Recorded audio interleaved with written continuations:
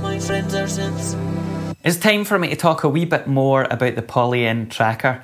I've already done a full review video on the tracker. I published that about 7 months ago, and at that point I talked about a lot of the things I really liked, like the design and the grid and the workflow and all the rest of it. But I did also share some of my frustrations with the tracker. Unfortunately, this is where my reflection or thoughts on this maybe take a wee turn. Specifically some of the critical bugs that existed and some of the key features, which meant that I couldn't really use it the way I wanted or expected to be able to. Now at that point I'd only owned the tracker for 5 months and it was still a relatively new product, so I said at the time that I would do a follow-up video down the road a wee bit once the software development cycle had kind of rolled along, and I would see if anything had been improved and what the situation was at that point. So that's where we are at now. I've owned it now for a total of almost 12 months exactly, and there have been a bunch of firmware upgrades since. So I'm going to talk about what things are like at this point and whether things are any better. I'm going to try and do this video in such a way that if you feel compelled to watch both of them for whatever reason, maybe you just like the sound of my voice, then you won't be too bored because there won't be too much in the way of overlapping content, but also so that it kind of stands alone, so that if you're only going to watch one of these videos, and who would blame you really, then you'll still get everything you kind of want to know, hopefully from the one individual video. If you're not familiar with the tracker, then I should say at the start that I'm not going to go into detail in all of the features or anything like that, and I'm also not going to talk about the basics of what a tracker is. There's so many videos out there already where YouTube personalities are shocked and amazed at discovering this wonderful new tracker workflow, who explain things in a, shall we say, much more produced and polished way than I will. So I would suggest going and watching some of them first. But this video is going to be my subjective perspective and experience of the tracker after having owned it for 12 months. And as someone who, let's be honest, wasn't given the unit for free, I paid for it myself. I have learned to make music in trackers. This is something that I'm really interested in and I make use of all the time. So it's not just like a PR thing or anything. This is an actual real world review. So that's the perspective I'm going to be coming from in this video. The very fundamentals though of the Polyend Tracker though are that it's essentially a bit of music production hardware which allows you to create patterns and full songs using samples that are stored on a micro SD card. It also acts as a Midi sequencer and it's got this kind of live performance mode. But the key thing is that it uses a tracker style of approach to music where you arrange things in columns and rows as opposed to kind of a traditional step sequencer or whatever. However, this is not a new idea and it has been used before in things like LSDJ on the Game Boy, Octamed on the Amiga, and also Renoise on the PC and Mac and other kind of computer platforms. The special thing about the Polyend Tracker though is that it's kind of an all-in-one self-contained hardware tracker, which is why it's quite exciting. There are some other kind of options like the NerdSec, but that is a Eurorack based sequencer primarily, so it's not quite the same thing.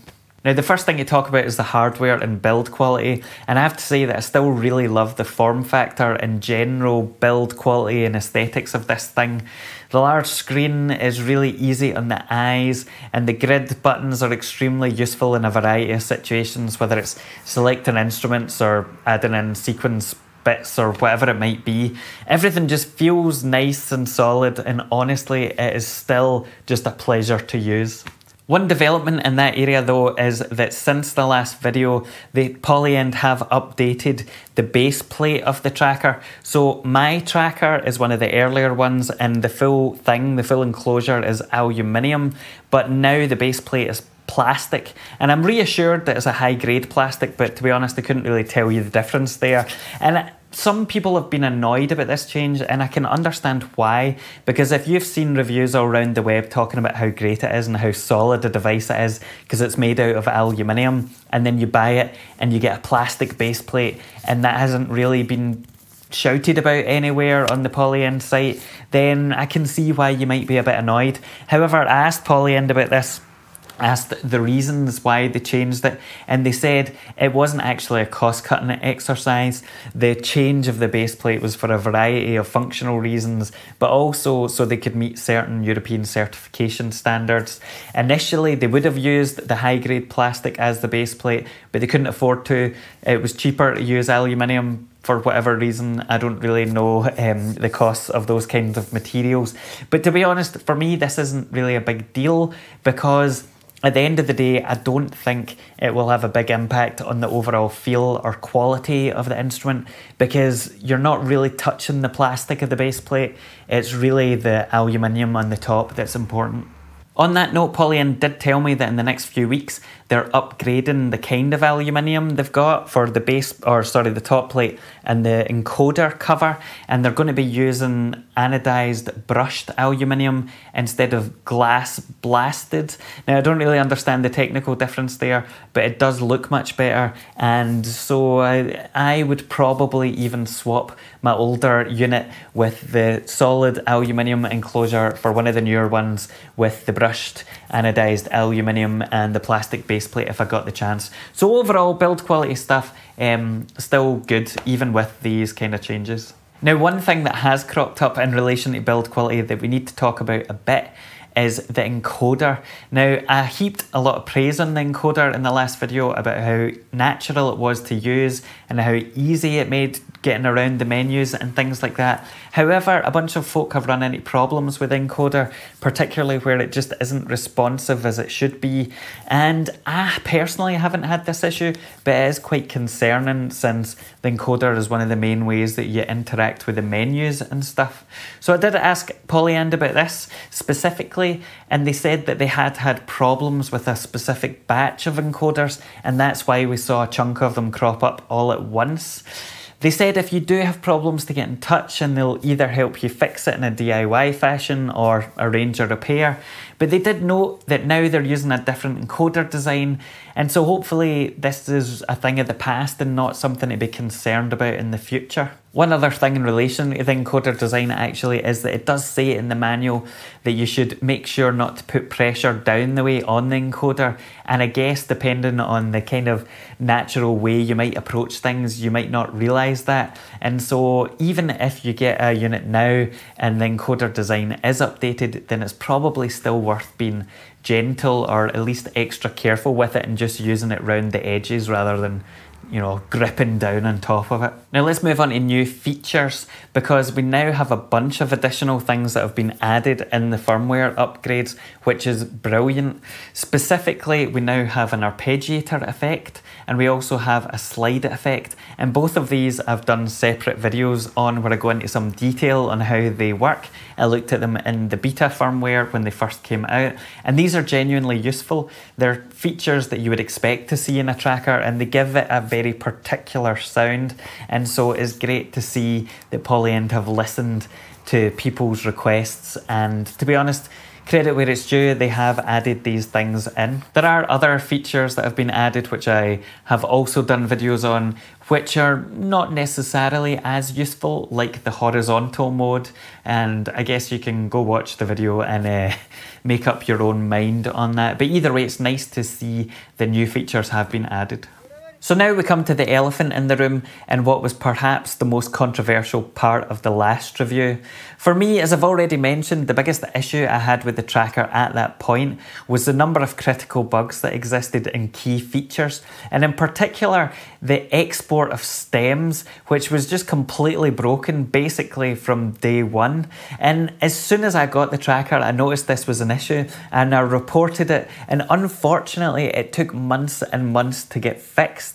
And I got quite a bit of stick at the time for pointing this out and complaining about it, especially because Polyend are quite a small company. But back then, these bugs had persisted across a number of different firmware updates and a number of different betas where we were told it had been tested and it was now working, and they actually got a lot worse.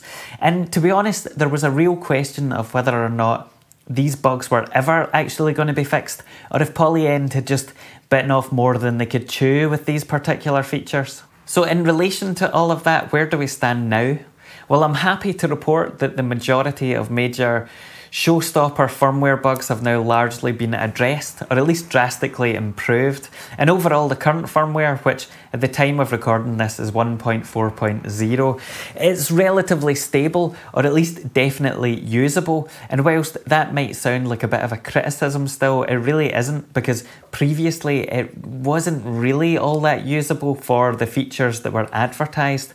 And Polyend do deserve credit for tackling these major problems in a kind of systemic way, where they had to rewrite whole parts of their code base, etc. And to be honest, they could have treated some of these features just as, well, extra add-ons that they couldn't fix or wouldn't invest the time or resources to fix. So yeah, it's good that they've actually addressed some of these, because that is partly why I bought the device in the first place.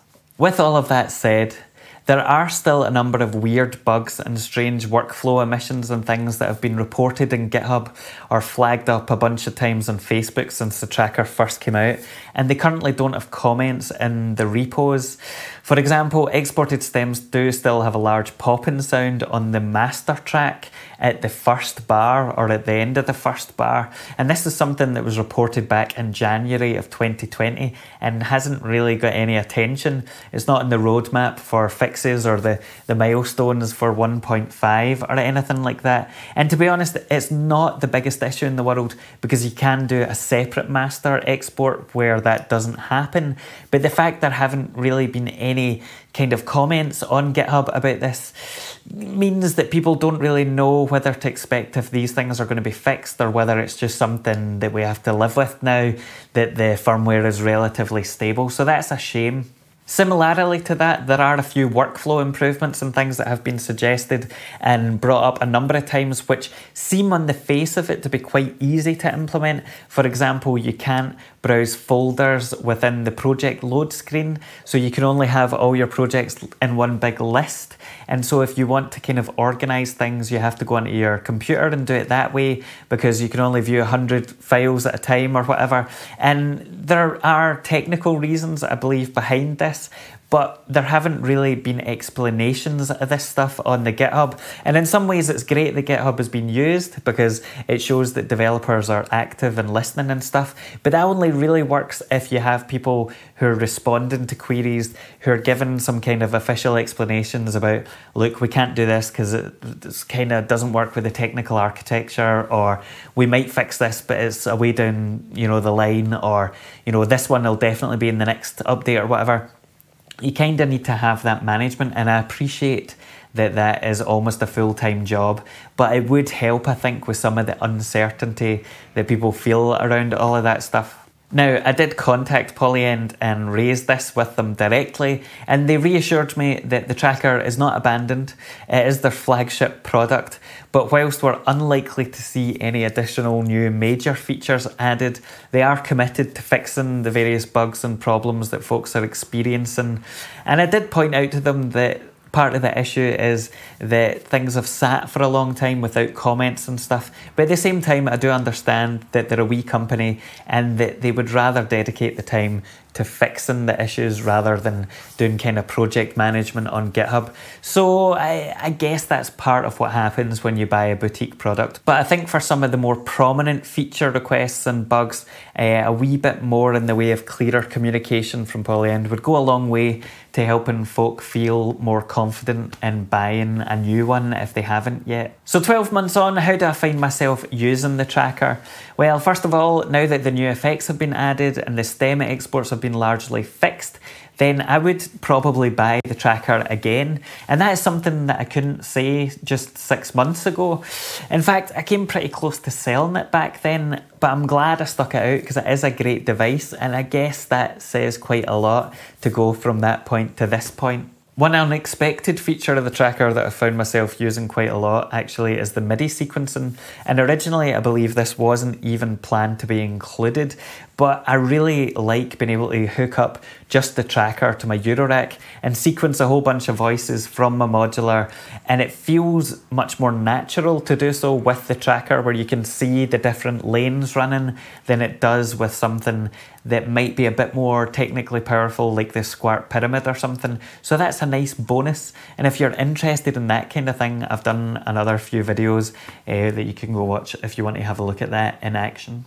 Another feature of the tracker which I think has a lot of potential, but which I haven't quite fully explored, is the live mode. And here you can quickly trigger patterns and change effects on the fly, which is pretty amazing. But there are some fiddly, weird workflow things still with live mode, which mean that I haven't really fully been able to get into it because it's not quite as intuitive.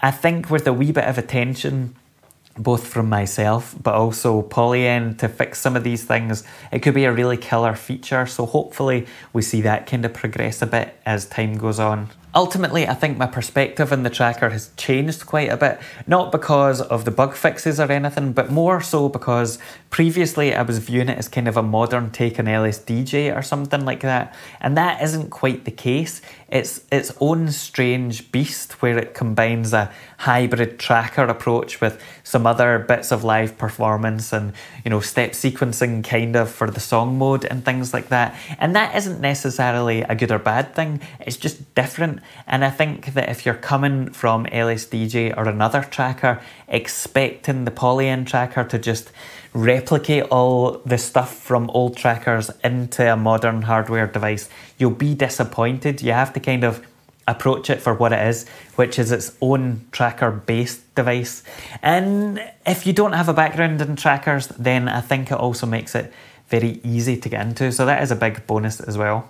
The simplicity there, though, shouldn't be kind of confused with the lack of depth. There is still quite a lot of stuff in there. It is quite a powerful wee box for what it is, and I do enjoy using it. It is a really quick, fun way to make music and to be creative. I do have to say that right now, with the bugs and the kind of strange workflow choices in certain areas, that I'm not 100% convinced on its stability for live use yet, at least not for me, but hopefully that will come into its own over time. As Polyend have said, they're committed to addressing these remaining wee niggles. With that, that's all I really have to say about the tracker now. Thank you to Polyend for putting up with my hundreds of questions to them over email, and also for being fairly receptive to ongoing critical feedback. They didn't pay me anything for this, as you won't be surprised, probably. But I do admire the fact they took this weirdo kind of project and ran with it and made it into something which a lot of people talk about and use, and have brought it into the mainstream consciousness again, at least within the electronic music world. I really do enjoy using the tracker, and I'm looking forward to the remaining wee bits and pieces being ironed out, because I think it could really come into its own and be quite a powerful device, which is just nice to use. I do have a bunch of other videos on the tracker available. If you're new to this channel and have never seen any of that before, there's a whole bunch of stuff on the individual features, and there's also a whole bunch of music that I've made. So if you want to see it in action, you can go watch them.